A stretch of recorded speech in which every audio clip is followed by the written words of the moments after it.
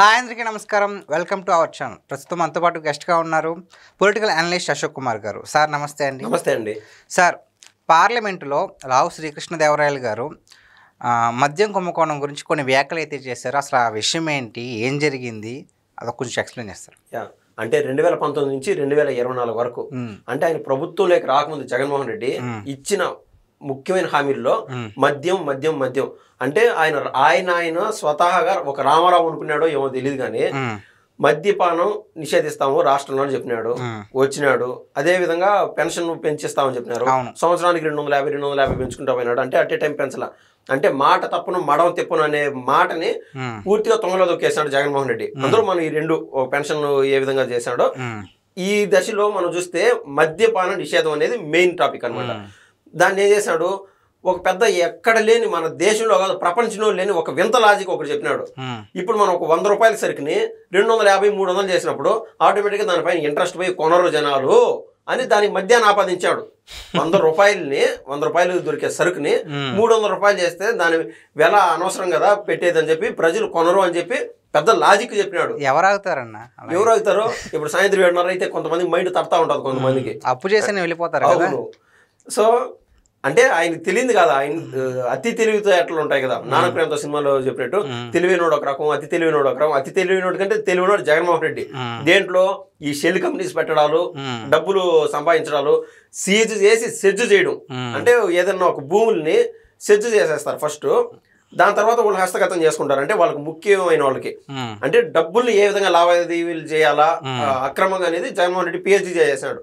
అందుకు తారాస్థాయి ముఖ్యమైన ఉదాహరణ ఈ మద్యానికి సంబంధించి. అదొక లాజిక్ చెప్పినాడు. మొత్తం మీద ఏమైందంటే ఈ 5 ఏళ్లలో జగన్మోహన్ రెడ్డి పరిపాలించిన 5 ఏళ్లలో దాదాపు 99,000 కోట్లు మద్యం సరఫరా, అంటే మద్యం పైన వచ్చిన డబ్బులు మన రాష్ట్రానికి ఆదాయం రూపంలో. దాంట్లో ఏమైంది, ఏకంగా 18,000 కోట్లు ఎవరు జేబులోకి పోయింది కూడా తెలియట్లా. ఈ దశలో ఏం చెప్పాడంటే లావు శ్రీకృష్ణదేవరాయలు ఇన్ని రోజులు గల్లీలో ఉంటామని ఆ వ్యాఖ్య మద్యం కుంభకోణం అని చెప్పి దేశంలో అందరూ ఎంపీలు ఉన్నప్పుడు, అంటే పార్లమెంట్లో అందరూ ఎంపీలు ఒకచోట కూర్చుంటారు కదా, అక్కడ లావు శ్రీకృష్ణదేవరాయలు చెప్పడం వల్ల దేశం మొత్తం తెలిసిపోయింది మద్యం కుంభకోణం. దానికి ఉదాహరిస్తా ఆయన ఏం చెప్పాడంటే ఢిల్లీ లిక్కర్ స్కామ్ అనేది కేవలం ఒక నీటి బొట్టంతా, కేవలం నీటి బొట్టంతా ఢిల్లీ లిక్కర్ స్కామ్ అనేది. కానీ మద్యం కుంభకోణం అనేది మన రాష్ట్రంలో జరిగిన మద్యం కుంభకోణము ఇది నీటి బొట్టు అయితే అదొక సముద్రం అంతా, మీరు అర్థం చేసుకోండి సార్ మోడీ గారు అని చెప్పి ఆయన చెప్పడం జరిగింది. అంటే 18,000 కోట్లు ఎట్టబోయినాయో తెలియలా. ఒక 4,000 కోట్లు సునీల్ రెడ్డి అనే ఆయన కనుసన్నుల్లో, సునీల్ రెడ్డి అనే కనుసన్నుల్లో విదేశాలకు తరలించేశారు. దానికి కీలకంగా 2,000 కోట్లకు సంబంధించి వీళ్ళ దగ్గర డాక్యుమెంటేషన్ కూడా ఉంది. విదేశాల కంటే హవాలా మార్గంలో పంపించేశారు.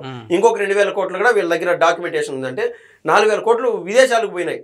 ఏదైనా డబ్బులు మన దేశంలో సరఫరా అయితే ట్రాన్సాక్షన్స్ పెరుగుతూ ఉంటాయి, దేశం వృద్ధి చెందుతుంది. ఇక్కడున్న డబ్బులు విదేశాలకు పంపించి విదేశాల్లో స్విస్ బ్యాంకుకు పంపించేసి ఈ మాదిరి చేయడం వల్ల దేశ ఎకానమీ కూడా దెబ్బతినే ప్రమాదం ఉంది. సో మొత్తానికి లావు కృష్ణ గారు చేసిన వ్యాఖ్యల మీద మరి ఏదన్నా సీరియస్ అయ్యే ఛాన్స్ ఉందంటారా? 100% అవుతుంది. ఇప్పుడు మనం ఏదైనా సరే మన రాష్ట్రంలో ఏం జరుగుతుందంటే ఫస్ట్ మన రాష్ట్రానికి సంబంధించిన విజిలెన్స్ దర్యాప్తులు జరుగుతూ ఉన్నాయి. అటు వల్లభనేని వంశీమోహన్ విషయంలో విజిలెన్స్ దర్యాప్తు చూసాం. నిన్న ఏసీబీ కేసు పడింది, ఇది విడుదల పైన. ఈ ఏసీబీ కేసు పడ్డానికి ముందు ఏమవుతుందంటే విజిలెన్స్ దర్యాప్తులు జరుగుతూ ఉంటాయి. దర్యాప్తులు జరిగి ఓకే దీంట్లో ఈ లొసుగు దొరికింది అని క్లారిటీ కన్ఫర్మేషన్ వచ్చిన తర్వాత దాన్ని ఏసీబీకి అప్పచెప్పడము, ఆ విధంగా జరిగింది విడుదల రజని కేసు. ఇది దేశ ఎకానమీని ఇబ్బంది పెట్టే రకం కాబట్టి లావు శ్రీకృష్ణదేవరాయలు ఏమడిగారంటే ఈడీకి అప్పచెప్పండి, ఎన్ఫోర్స్మెంట్ డైరెక్టరేట్కి అప్పచెప్పండి అని చెప్పి లావు శ్రీకృష్ణదేవరాయలు అయితే ప్రధానమంత్రి మోడీ గారిని అయితే అడగడం అంటూ జరిగింది. సో మరి 18,000 కోట్లకి ఎవరు బాధ్యులండి? 100% జగన్మోహన్ రెడ్డి. ఇప్పుడు యథారాజే తదా ప్రజ అన్నట్టు జగన్మోహన్ రెడ్డి తీసుకున్నటువంటి బ్రాండ్లు ఏ రకాలు ఉన్నాయంటే gold medal, president medal, Amaravati, ఏదో ప్యాలెస్లు, ఈ రకాన అసలు అంత బాధాకరంగా ఉంటుంది. మీరు చెప్పినట్టు 100 రూపాయలు సరికి 300 రూపాయలు చేసాం. సరే క్వాలిటీ పెంచామా? క్వాలిటీ లేదు. 1,00,000 మందికి పైగా జనాలు చచ్చిపోయినారు 5 ఏళ్లలో. కేవలం లివర్ ప్రాబ్లంలు వచ్చి కిడ్నీలు చెడిపోయి చచ్చిపోయినారు. ఇప్పటికీ 3 నుంచి 4 లక్షల మంది హాస్పిటల్లో మూలుగుతూ ఉన్నారు లివర్లు చెడిపోయి బాధతో. అంటే ఈ పాపమంతా ఎవరిది? ఎంతమంది తాలుబొట్లు దించావు, ఎంతమంది ఆడబిడ్డలు ఉసురు పోసుకుంటావు జగన్మోహన్ రెడ్డి? చాలా బాధాకరం ఉంది, చాలా అంటే చాలా బాధాకరం. సో వీళ్ళంతా విదేశాలకు పోయి లేకుంటే ఇతర రాష్ట్రాలకు పోయి ప్రశాంతంగా బెంగళూరు యలహంక ప్యాలెస్లో కూర్చొని వైన్ తాగాల నీట్గా ఒక 18,000 రూపాయలు ఎన్ని చీపు వాళ్ళ దగ్గర ఉండే వాళ్ళే 18,000 రూపాయలు తాగుతారు. జగన్మోహన్ రెడ్డి తాగే ముందు కనీసం 2 లక్షలు వెల చేస్తుంది.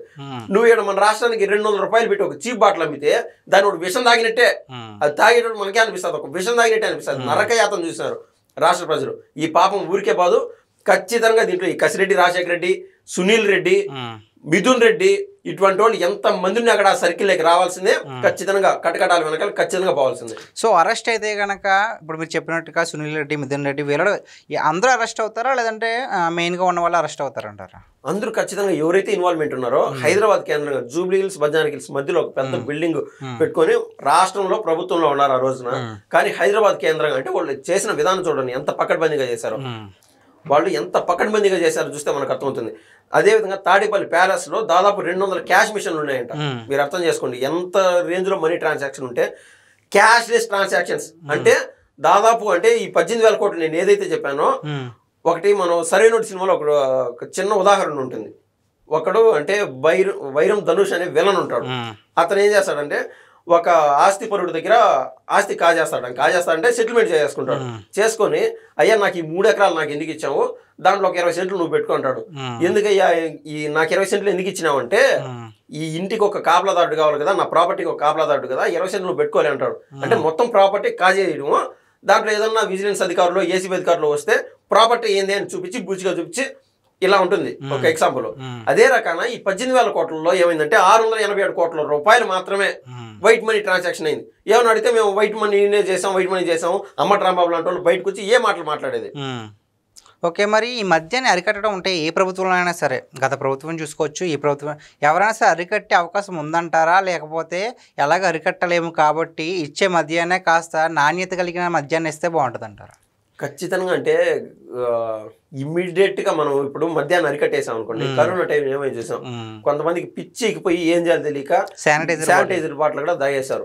సో దశల వారీగా నెమ్మదిగా అంటే భావి సమాజానికి, భావి తరాలకి మనం నెమ్మదిగా అంటే ఇది ఒక రాష్ట్ర స్థాయిలో జరిగేది కాదు, దేశ స్థాయిలో తీసుకుంటేనే అది ఇంపాక్ట్ అవుతుంది.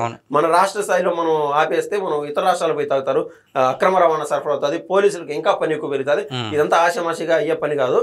కానీ ఇచ్చే మద్యాన్ని క్వాలిటీగా కానీ ఇస్తే దీని కూడా వైసీపీ వాళ్ళు లేకపోతే వైసీపీ సోషల్ మీడియా వాళ్ళు వికటాటకాసంగా మద్యమే చెత్త, దాని మళ్ళీ నువ్వు క్వాలిటీగా ఎట్లేస్తావంటే, ఒరే విషం అమ్ముతున్నారా నీకా, విషం తాగడం కంటే ఇది మేలే కదా, అంతో ఇంత మత్తు వచ్చేది.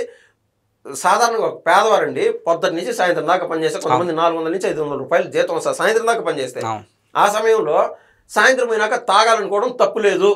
ఏం చేసా మనం ఆపలేం. వాళ్ళకి బాడీ పెయిన్స్ కావచ్చు, ఏ రకాలైనా అంటే బై డిఫాల్ట్ వాళ్ళ నిత్య జీవితంలో అది వ్యసనం అనుకోండి, లేదా అలవాటు అనుకోండి, ఆ రకాన్ని అయిపోయింది వాళ్ళకి. నువ్వు తెచ్చుకున్న డబ్బులు అంతా ఒక క్వార్టర్ కొనడానికి నువ్వు 300 రూపాయలు డబ్బులు పెడితే తాగేవాడికి ఒక క్వార్టర్ సరిపోదు. వాస్తవంగా కొంతమందికి 2వ క్వార్టర్ పెట్టి కొంటాడు. 500 రూపాయలు అంటే తగలేయడమే. 500 రూపాయలు వాడు ఒక బాటిల్ కనీసం వాడు సారీ రీటేక్ ప్లీజ్ వాడు ఏదో మీరు అంటారు కదా ఇది స్టఫ్ చిప్స్ ఎట్లా వీడు మద్యానికి ఉంటుంది కానీ కనీసం వాటర్ బాటిల్ కొనేదానికంటే డబ్బులు ఉండవు. పాపం కూలి పని చేసుకొచ్చుకునే వాళ్ళకి. ఇంకా ఇంటికి ఏమి ఎత్తుకోమతారు, ఇంటికి వాళ్ళ భార్య బిడ్డలకి ఏదన్నా కూర నారా ఏదన్నా ఏం తీసుకెళ్తారో. తక్కువ చేయమని చెప్పట్లా, రాష్ట్రానికి అంతో ఇంతో ఆదాయం ఉండే విధంగా నువ్వు 300 రూపాయలకి అమ్మే మందు బయట నీకు 100 రూపాయలు దొరుకుతుంది ఇతర రాష్ట్రాల్లో. నువ్వు 150 పెట్టు, 180 పెట్టు మహా అంటే, నువ్వు 300 పెట్టి జనాన్ని నాశనం చేస్తావు. మనిషి అయితే మానవడం ఆపలా, తాగడం ఆపలా మనిషి. నువ్వు ఇంక ఏ విధంగా నువ్వు మద్యపాన నిషేధం చేసినట్టు. ఒక చివరికి ఒక్క ప్రశ్న అండి. జగన్మోహన్ రెడ్డి గారు అధికారంలోకి రాకముందు ఒక మాట అయితే అన్నారు, బెల్ట్ షాపులు కావచ్చు, ఈ బ్రాందీని కావచ్చు, మద్యాన్ని పూర్తిగా నిషేధిస్తామని చెప్పి, ఇక మీరు ఇందాక అన్నట్లుగానే 90,000 కోట్లు మరి వెనకేసుకున్నారు కదా, దాని గురించి మీరు ఏమంటారు? 90,000 కోట్లు కాదండి, అంటే మొత్తం ట్రాన్సాక్షన్ జరిగింది ఏంటంటే 99,000 కోట్లు ట్రాన్సాక్షన్ అయింది. దాంట్లో 18,000 కోట్ల రూపాయలు వీళ్ళ జేబులోకి వెళ్ళినాయి. అదే మొత్తం నేను చెప్పేది ఏంటంటే అత్యధికంగా లాభాలు పట్టింది కూడా ఎక్కడి నుంచి అంటే మద్యం నుంచే కదా. మద్యాన్ని నిషేధిస్తానని చెప్పిన వ్యక్తి మద్యం నుంచి ఎక్కువ లాక్కున్నాడు కదా, దాని గురించి మీరేమంటారు? అది వాస్తవంగా ఆయన 22 ఏళ్ళు 23 ఏళ్ళు మనందరం మద్యం తాగితేనే మన రాష్ట్రానికి అప్పు తీరుతుంది. అంటే ఆయన ఆ రోజున డబ్బులు సంపాదించుకునే విధానం ఏంటంటే ప్రతిదాన్ని సచివాలయాన్ని తాకట్టు పెట్టేయడము, మద్యం పైన ఈ మద్యం కాంట్రాక్ట్ ఏదైతే ఉంటుందో మద్యంలో ప్రతిరోజు ఇంత ఆదాయం వస్తుంది, మా రాష్ట్రానికి ఈ మేర అప్పు కావాలని చెప్పి వాళ్ళ దగ్గర డబ్బులు అప్పు తీసుకోవడం, డీబీటీ ద్వారా బటన్ నొక్కేసాడు. అంటే ఆటో డ్రైవర్లకు 10,000 పంపించేసని చెప్పడం, రైతులకి రైతు భరోసా అని చెప్పి 5,500 రూపాయలు డబ్బులు పంపించడం. పంపించినప్పుడు నా బోటోలో నీళ్ళు అంటలో ఎవరైనా సరే అయ్యా జగన్ ఇంకా 6 నెలలు ఇంకా డబ్బులే లేదు అనుకుంటుంటారు. 5,500 రూపాయలు డబ్బులు పడుతుంది, ఆ బైక్ కంతులో ఇంకొకటి కట్టేసుకుంటారు, రేపటికి డబ్బులు ఉండవు. ఆయన వాళ్ళకు అంటే రాష్ట్రంలో ఉండే ప్రజల్ని సగటు విద్యార్థులను కావచ్చు యువతను కావచ్చు ఏం చేశాడంటే బానిసత్వం లేకి నెట్టేశాడు జగన్మోహన్ రెడ్డి.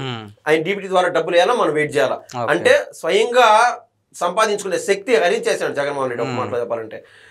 సో ఈ మద్యానికి సంబంధించి మేజర్ కుంభకోణం ఆయన లావు శ్రీకృష్ణదేవరాయలు చెప్పినట్టు దేశంలో కల్లా కని విని ఎరగని రీతిలో జరిగినటువంటి లైవ్ స్కామ్ అది. అటు సైడ్ నరేంద్ర మోడీ గారికి సూటిగా గుచ్చుకునింది నిన్న లావు శ్రీకృష్ణదేవరాయలు చెప్పడం వల్ల. అటు సైడ్ నరేంద్ర మోడీ గారు దేశం అంతా క్యాష్ లెస్ ట్రాన్సాక్షన్స్ అని నరేంద్ర మోడీ గారు చెప్తా ఉంటే ఏనేం చేసినాడు, క్యాష్ ట్రాన్సాక్షన్స్ అని చెప్తా ఉంటే దేశం యొక్క భద్రతని హరించినట్టే కదా. ఓకే, థ్యాంక్స్ అండి.